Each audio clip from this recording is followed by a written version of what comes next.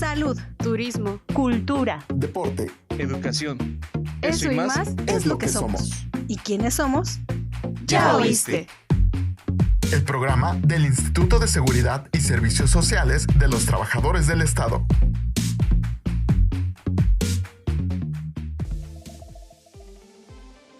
Hola, hola, ¿cómo están? Yo estoy súper feliz de estar aquí de nuevo con ustedes. Bienvenidos a un nuevo episodio de Ya Oíste. Yo soy Génesis Sainz y hoy vamos a hablar de un tema que la verdad hasta a mí me tiene confundida, porque a veces no sabemos de qué estamos hablando, qué realmente nos duele, y aquí nos vamos a enfocar sobre el dolor torácico, que pues a veces lo confundimos un poquito con angina de pecho, con diferentes dolores, que ansiedad, que a lo mejor, no sé, ya me asusté y que me dio el aire, porque luego así decían las abuelitas que te da el aire y ya, así te quedas. Pero para eso el día de hoy nos acompaña de nuevo, y yo estoy muy contenta, el doctor Oscar Reyes García, jefe de urgencias. Doctor, muchas gracias por otra vez compartir esta cabina. Estamos muy felices de tenerlos aquí. Hola, buenas tardes, muchas gracias. Pues vamos a un poquito desmenuzar, doctor, este tema que antes de empezar el podcast estábamos debatiendo, saber cómo realmente de qué se trata cada cosa, ¿no? Nos vamos a enfocar a lo mejor ahorita en dolor torácico, pero también nos va a dar las diferencias. En realidad, ¿qué es el dolor torácico, doctor? Como bien mencionas tú, hay en el sector público en general hay esa confusión. En ocasiones lo toman inclusive como sinónimo, ¿no? Dolor torácico o angina de pecho. Exacto. Ya propiamente ya en el ámbito de la salud, pues son relativamente dos cosas diferentes. Pero en general el dolor torácico, como su nombre lo indica, es dolor en el tórax o propiamente dolor en el pecho, ¿no? Okay. La mayoría de la población refiere, o lo que más le preocupa es que ese dolor de pecho lo relaciona o cree que es derivado a algún problema cardiovascular, en especial un infarto, ¿no? Agudo al miocardio. Entonces, pero sí es, como bien mencionas, hacer el hincapié de que el dolor torácico no es propiamente de origen cardiológico, sino también puede tener algunas otras causas, y ya nosotros como médicos, principalmente en el servicio de urgencias, porque este tipo de pacientes que refieren dolor en el tórax normalmente llegan a urgencias. Claro. Entonces ahí a nosotros como médicos nos toca interrogarlo, revisarlo para ver el origen de su dolor, y obviamente también nosotros descartar o diagnosticar algún infarto agudo del miocardio. Hay una confusión que sí tengo, o sea, el dolor torácico nada más es como, o sea, como cuando también te da esa parte como de ansiedad, o cuando el reflujo, ese tipo de cositas, ¿es a lo que nos referimos, doctor? El dolor torácico como tal solo es un síntoma. Okay. Ajá. O sea, el paciente llega y me duele pues el tórax, y ya nosotros como médicos ahí fungimos inclusive como tal vez jugarle un poco al detective, ¿no? Claro. ¿De qué lado te duele más? ¿Del derecho? ¿Del izquierdo? Porque hay veces que el dolor torácico a veces lo refieren en la parte posterior, en la espalda, porque al final de cuentas la espalda pues pertenece al tórax, ¿no? Eso no lo sabía. Entonces, ya preguntamos qué otros síntomas tiene, y ya con base a eso también es muy importante, creo que vamos a abordar el tema más adelante, los antecedentes que tenga el paciente, ¿no? Claro. No es lo mismo un paciente que llega a urgencias sano con dolor torácico a un paciente que es diabético, hipertenso y tiene problemas con el colesterol y que tenga dolor torácico, ¿no? No, y ahí es donde es muy importante su trabajo, en que empiezan a hacer filtros, ¿no? O sea, ahorita justo bien lo dijo, lo vamos a tocar más adelante, pero sí sé como que en mi mente estaba tratando de procesar muy bien esta parte para también diferenciar un poquito la angina de pecho. Entonces, la angina de pecho es ya relacionado más a la parte del corazón. Sí, bueno, las clasificaciones y los términos a través del tiempo han ido cambiando. Antes se le conocía como angina de pecho a todo dolor, pero enfocado a origen cardiológico. Ajá. O nosotros le llamamos angor pectoris, que es en latín. Entonces, actualmente a nosotros como médicos se nos da el término dolor torácico para englobar lo que antes se le conocía como angina de pecho. Y ya dentro del dolor torácico existe una patología que es propiamente el infarto, que actualmente se le conoce como síndrome isquémico coronario agudo. Cuando eso quiere decir cuando alguna arteria del corazón se tapa y disminuye la circulación, ahí es cuando se da propiamente el infarto. Entonces, para resumir, el síndrome coronario agudo involucra 3 situaciones, que es el infarto agudo al miocardio, que le conocemos como sin elevación del ST, o sea que tiene cambios en el electrocardiograma. Está el infarto agudo sin elevación del ST, que no tiene cambios en el electrocardiograma, y aquí entra propiamente la angina inestable. Médicamente está la angina inestable y la angina estable. Como su nombre lo indica, la angina inestable pues es propiamente del paciente que hay que echarle un poquito más de ojo, y la angina estable es como no tan grave, ¿no? Esa es la diferencia. Entonces, en resumen, la angina ya no, como tal, ya no se le conoce como angina de pecho. Ya al decir angina se sobreentiende que es en el pecho o en el tórax, y ya sí es propiamente de origen cardiológico. ¿Cuáles son como esos síntomas de, por así decirlo, el dolor torácico y de la angina de pecho? O sea, ¿cómo saber qué es uno y qué es otro ya cuando llegan con usted, doctor? El hablar de dolor torácico, hay muchas etiologías o muchas causas, ¿no? Normalmente la gente lo relaciona que si te duele el pecho, pues te estás infartando, ¿no? Ay, sí, dice, ya me quedé, hasta incluso dice, el brazo me duele, como que, no sé, se sugestiona, quiero pensar algunas personas, porque no puede, una vez leí que dice, no, es que nada más tenía aire la persona y no se iba a infartar, pero pues... Y sí, obviamente por la gravedad de la enfermedad del infarto, pues sí, es lo primero que nos viene a la mente a nosotros como médicos. Pero en las estadísticas va variando, ¿no? Depende de las bibliografías, por ejemplo, anglosajonas, latinoamericanas en México, pero en promedio un paciente que llega a urgencias, para que te des una idea, con dolor torácico, solamente entre el 20 y el 30% de esos pacientes se estará infartando. En el otro 70-80% tendrá otra situación que no será el infarto, ¿no? Para que te des una idea de que no es, digamos, tan alta la incidencia de angina, ¿no? Claro. Entonces, llega un paciente a urgencias con dolor torácico, y ahí es como, te repito, que le jugamos al detective, ¿no? Inclusive hay veces que el paciente te dice, ¿sabe qué? Pues yo ya me infarté hace 2 años, y pues como me dices, lo más probable que se esté infartando nuevamente, ¿no? A veces así nos orienta el paciente de una manera un poco ya más sencilla, pero hay veces que no, hay veces que el paciente es joven, y no tiene factores de riesgo, no es diabético, no es hipertenso, entonces ahí el hecho de que esté infartando es más, o es menos probable más bien. Por ejemplo, solamente se presenta un dolor físico, claro, en el tórax o en esta parte, o hay otras cosas que vienen junto con ese dolor. Sí, normalmente el dolor no viene solo.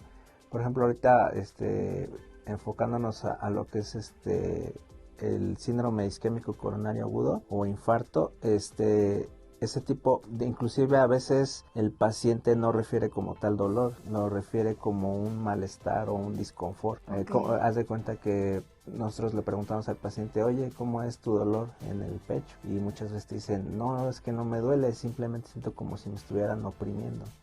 O sea, no es como tal un dolor, sino sienten una opresión o inclusive un malestar, un disconfort. Y ese dolor normalmente se va o se irradia o se va hacia mandíbula, hacia el brazo izquierdo. Se acompaña de náusea, vómito, sudoración. El paciente se pone pálido.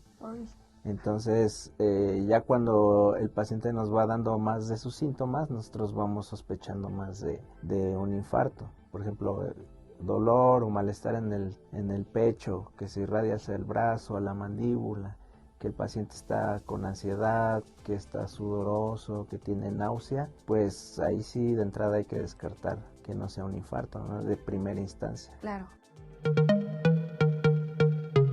¡Hey tú!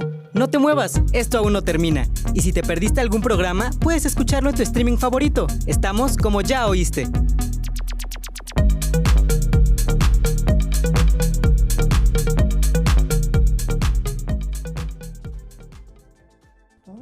interesante, porque yo pensé que solamente era como un dolor. Bueno, si nos vamos, ¿cómo decirlo? O sea, sé que está muy confuso esto, nosotros también estamos aquí aprendiendo, yo estoy aprendiendo, pero en la parte justo de lo que estamos hablando, los infartos, ¿no? O sea, viene acompañado de náuseas, todo eso es muy importante saber porque a veces lo dejamos pasar, es como de, ay, es un simple dolorcito que tengo, ¿no? O a lo mejor me moví mal porque a mí me ha pasado que estiro mucho el brazo y se me tensa como todo esto y ahí sí duró todo el día, pero no quiere decir que pues estoy presentando como algún síntoma de un infarto, pero es muy importante saber diferenciar esa parte. Ahora, enfocándonos un poquito más al dolor torácico, cuando llegan los pacientes a urgencias, supongamos que no es un infarto. Allí, en esos casos, ¿cómo se les empieza a hacer como el filtro, doctor? O sea, ¿nada más presentan como la misma opresión o siguen siendo otros síntomas? El dolor torácico, por ejemplo, nosotros ahí tenemos también que evaluar los antecedentes cardiovasculares. Okay. Los antecedentes cardiovasculares nos orientan mucho para sospechar de un infarto. ¿Y cuáles son estos factores de riesgo? Por ejemplo, la diabetes, la hipertensión, el tabaquismo. Claro.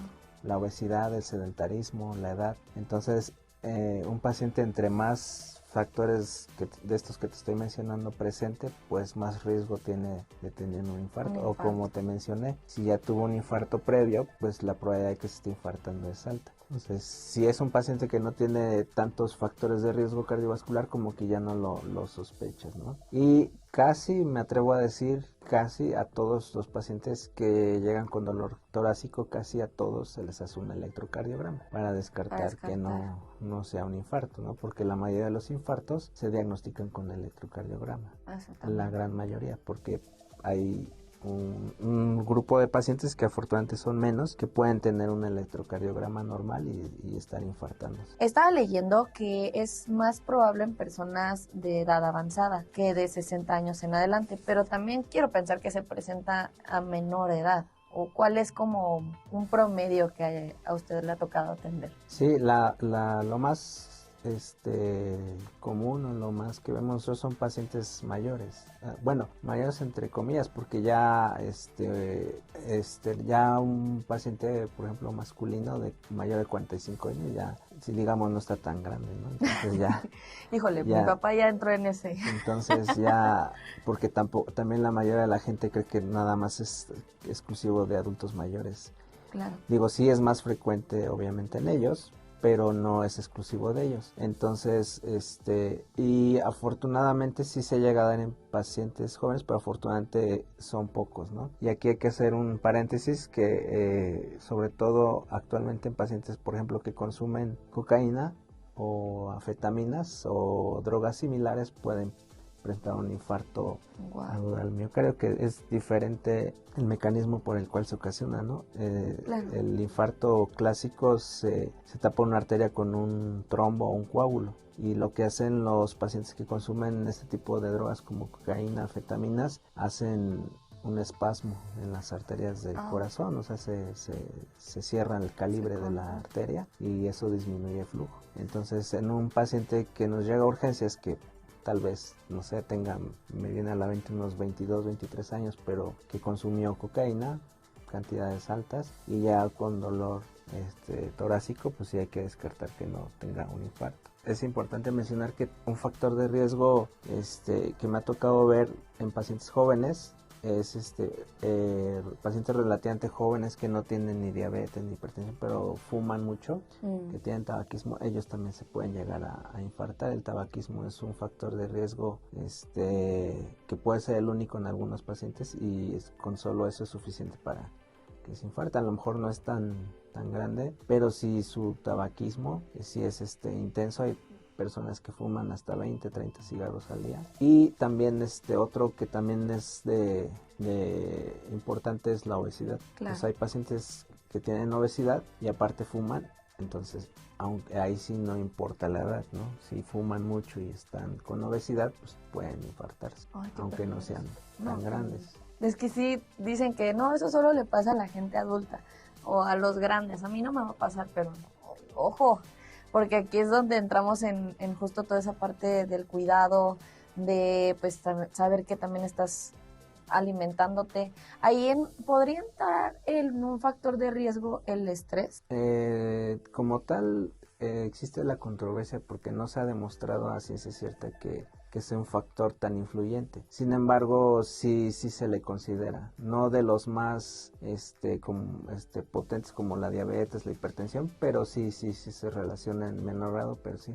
Ay, qué O sea, sobre todo por actualmente sabemos que durante el estrés o situaciones de estrés se elevan la adrenalina y eso hace que a veces se suba la presión arterial, que suba la frecuencia cardíaca y pues al final de cuentas eso puede derivar en que esté sometiendo al corazón a un estrés. Ay, no, yo ya por eso me da miedo estresarme. Yo por eso digo, y decían antes, así cuando estaba más chiquita, tranquila, relájate, todo va a salir bien. Porque justo, o sea, el estrés, tantas cosas que te pueden pasar. A mí me pasaba que se me subía la presión por el estrés, hasta la fecha, pero ya lo he aprendido a manejar. Pero en otros casos me quedé pensando en eso porque luego hasta sientes como dolor, cansancio y pesadez, y tal vez no creo que haya sido como estrés, pero quería preguntarle en esa parte. En la ansiedad luego a veces también se siente como si te estuvieran presionando. Mira, te explico, por el tórax, como bien sabes, pues no solamente está ahí el corazón, sino también están los pulmones. Entonces el dolor torácico también puede ser de origen respiratorio. Te pongo un ejemplo, por ejemplo, la neumonía puede dar dolor torácico.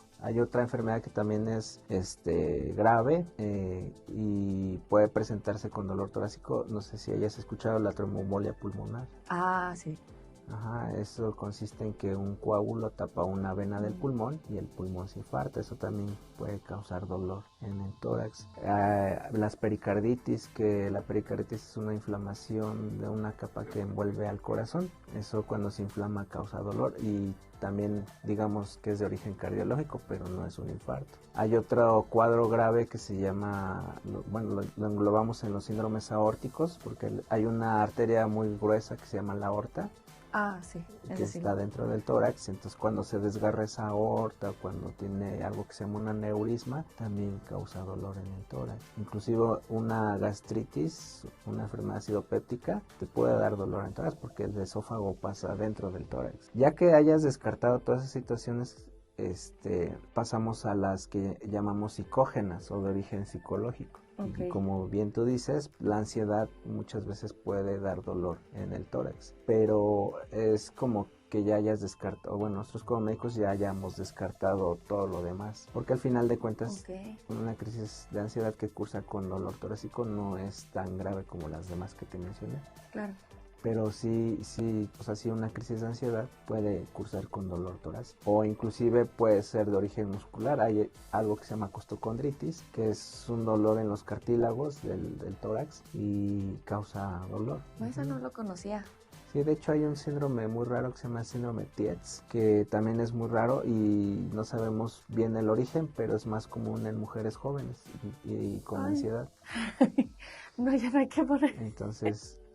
También el dolor torácico puede ser de origen muscular o por ansiedad. Y vamos a la parte que a mí se me hace como pues muy importante antes de pasar a lo que es el diagnóstico y el tratamiento, doctor. Hay unos mitos, justo ya leyendo lo que estábamos platicando, que tenemos con lo que es el dolor torácico, con lo que es la angina de pecho, que muchas veces no, lo relacionamos con otras cosas y ahí es donde entran los famosos mitos. Entonces, por ejemplo, yo estaba leyendo que, si duele poco, no es grave, lo dejan pasar y dicen, no es, el nivel del dolor no te indica tu gravedad, ¿o sí? No, como bien te mencioné hace un momento, a veces el infarto no es como tal un dolor en el tórax, sino un malestar. Y aquí hay que recalcar algo.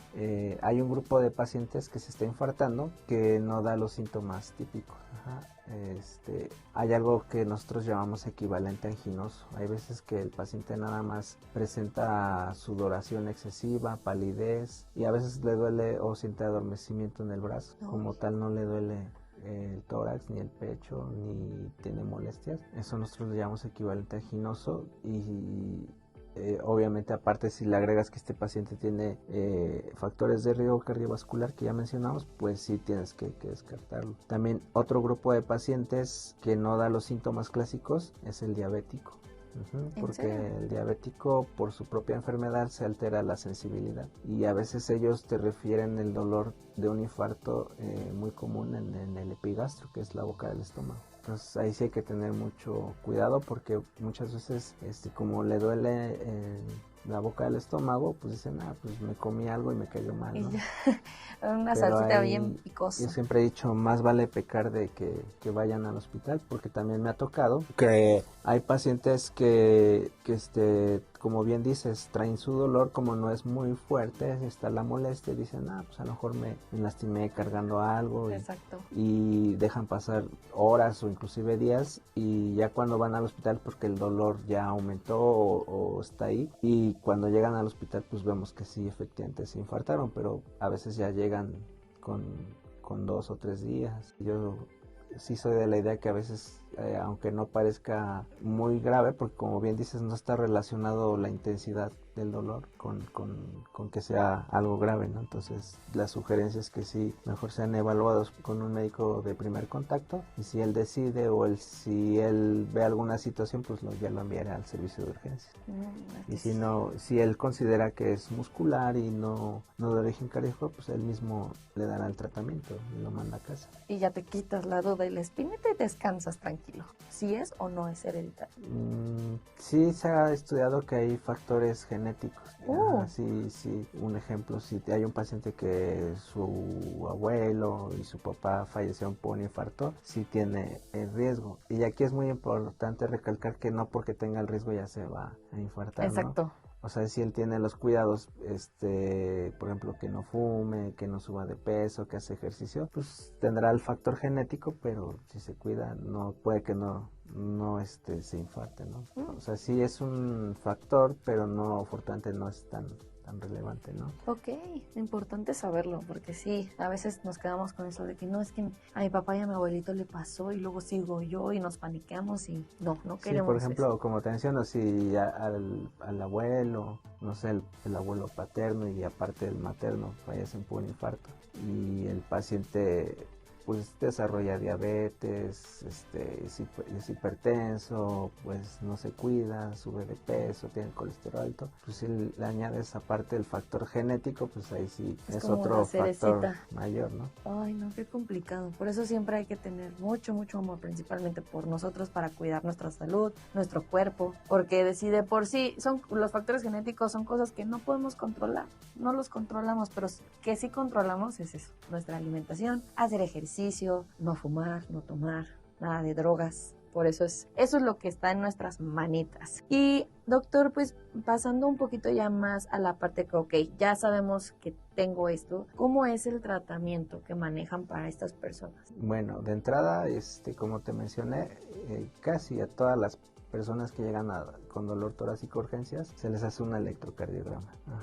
En sus primeros minutos se hace un electrocardiograma y aquí se dividiría en 2 grupos, los que no tienen alteraciones en el electrocardiograma y los que pues ya vemos que por electrocardiograma se están infartando. Obviamente pues el infarto agudo al miocardio pues para nosotros y para cualquier personal de la salud es una urgencia, ¿no? Entonces obviamente se pasa directo a urgencias, se empieza a monitorizar, se le toman muestras de sangre y aquí hay 2 tratamientos. Uno es un fármaco que se puede usar, un fármaco que disuelva el trombo o el coágulo. Okay. Ese se pone dentro de la vena o lo que está en mayor o digamos más actualizado es hacerle un cateterismo cardíaco.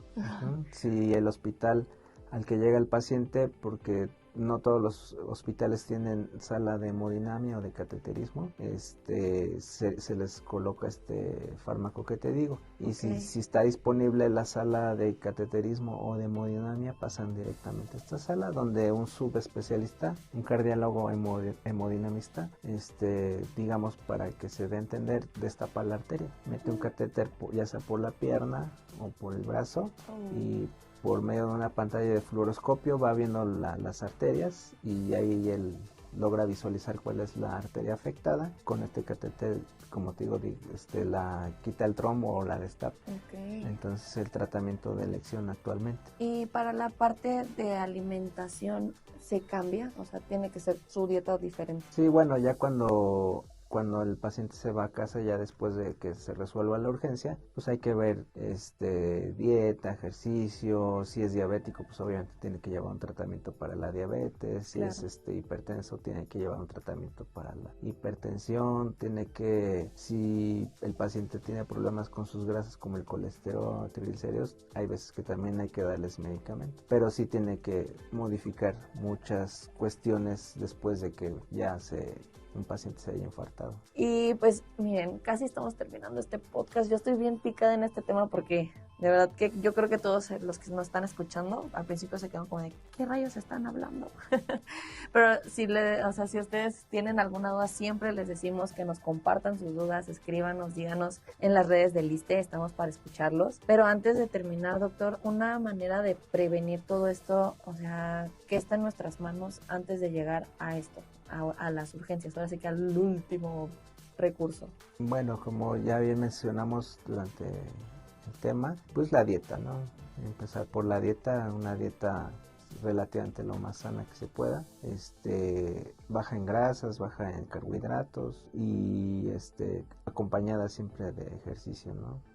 Lo más que se pueda. A veces es suficiente con 20-30 minutos cada tercer día, un poco de ejercicio, evitar la obesidad, el sobrepeso, también es muy importante. Desafortunadamente México ocupa los primeros lugares en obesidad. Sí. Entonces, dieta, ejercicio, como ya bien mencionas, pues evitar el tabaquismo, que es un factor de riesgo, como ya mencionas, importante. Obviamente también las drogas que te mencioné que pueden ocasionar un infarto agudo del miocardio. Si el paciente es diabético, tiene alguna otra patología agregada, pues tratar esa patología como diabetes, hipertensión.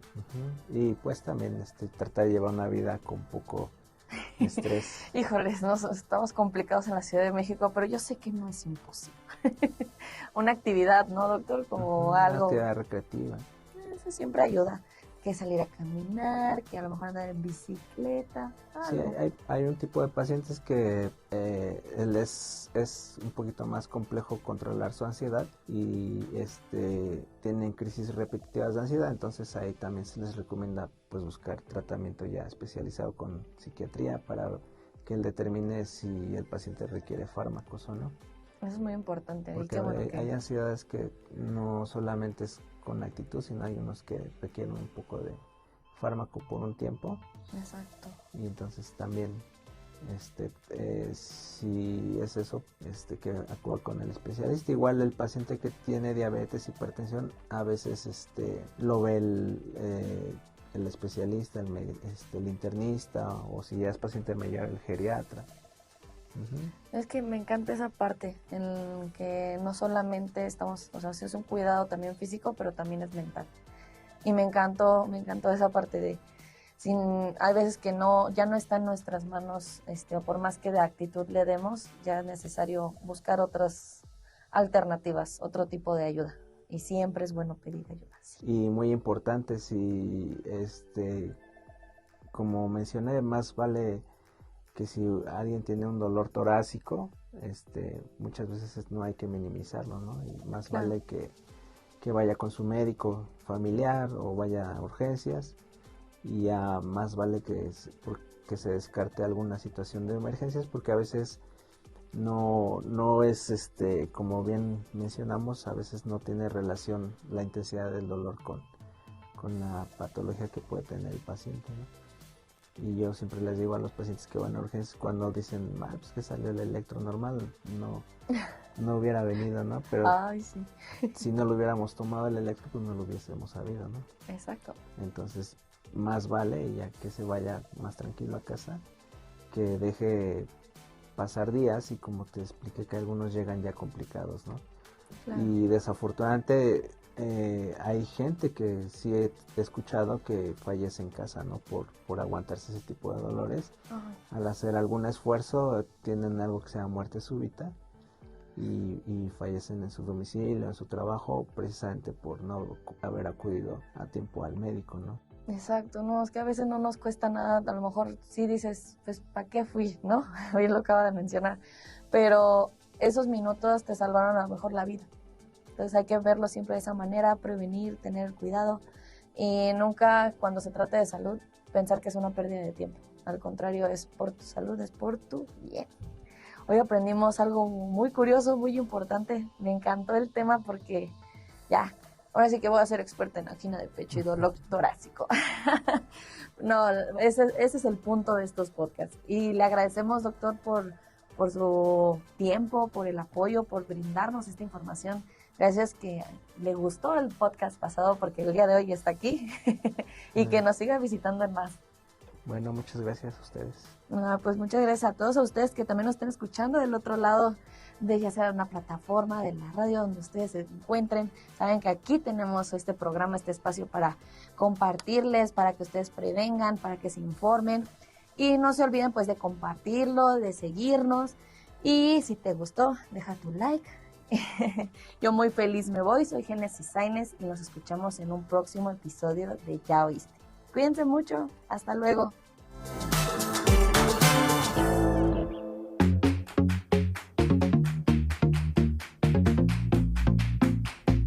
Salud, Turismo, cultura, Deporte. Educación.